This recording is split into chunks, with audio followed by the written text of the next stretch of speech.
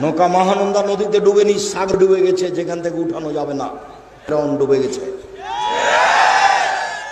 আপনারও নৌকা ডুবে গেছে, নৌকা উঠবে না বলে রাখলাম আপনাকে। ক্ষমতা দেখে কয়দিন বাঁচতে চাও তুমি? ফেরাউন ডুবে গেছে। মনে রেখো, তুমি দাম্ভিকতা দেখিয়ে, দলীয় দাপট দেখিয়ে, ক্ষমতা দেখিয়ে, অর্থ দেখিয়ে, দাঙ্গাবাজি করে, জুলুমবাজি করে, দাম্ভিকতা দেখিয়ে, স্বৈরাচারী হয়ে, স্বেচ্ছাচারী হয়ে, বদমেজাজি হয়ে 1 মিনিট বাঁচার চেষ্টা করিয়েন না। ফেরাউন ডুবে গেছে। আপনারও নৌকা ডুবে গেছে, নৌকা উঠবে না বলে রাখলাম আপনাকে।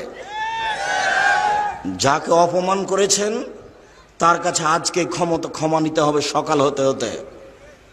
তাছাড়া আপনার নৌকা ডুবে গেছে, তাহাজ্জুদ দিয়ে টিকতে পারবেন না, হজ দিয়ে টিকতে পারবেন না, কোন পথ দিয়ে টিকতে পারবে না।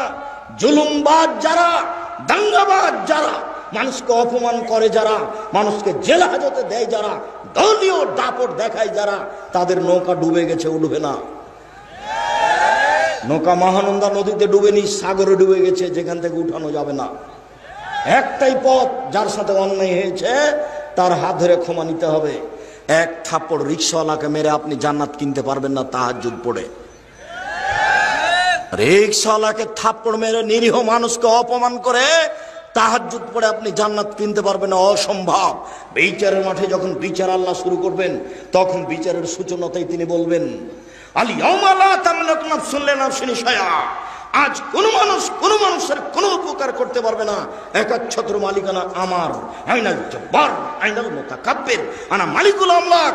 স্বৈরাচারী, স্বেচ্ছাচারী, বদমেজাজি, অহংকারী, দাঙ্গাবাজারা কোথায়? আমি আজকে রাজাধিরাজ।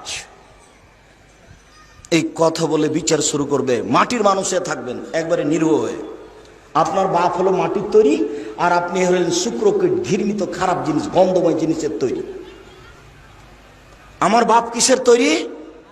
মাটির তৈরি। আর আমি হচ্ছি একটা নিকৃষ্ট, খারাপ, গন্ধময় জিনিস, শুক্রকীটের বীর্যর তৈরি। আমার কেন এত ক্ষমতা? আমি কেন মানুষের সামনে জুলুমবাজি করি? কেন আমি মানুষকে দাপট দেখাই? আমার বাপ মাটির তৈরি, মানে মাটি হয়ে যাব। আর আমি হচ্ছি শুক্রকীট, একবারে পচা, দুর্গন্ধময় জিনিসের তৈরি, যাতে গোসল করা লাগে, যাতে কাপড় অপবিত্র হয়ে যায়, তা দিয়ে আমি তৈরি। আমার কেন এত ক্ষমতা? আমার কেন এত দাপট? আমার তো ভিত্তিই ভালো নয়। আমি যেখান থেকে এসেছি, ও গায়ে কাপড়ে লেগে গেলে কাপড় খাঁচা লাগে, বোঝা যায় না কথা? আমি এই কথা বলিনি, এই কথা আল্লাহ বারবার বলছেন কোরআন মাজিদ। এই কথাই বারবার বলছে যে তুমি কেন অহংকার করো? তোমার বাপ মাটির তৈরি, আর তুমি বীর্যের তৈরি। তোমার অহংকারের কি আছে?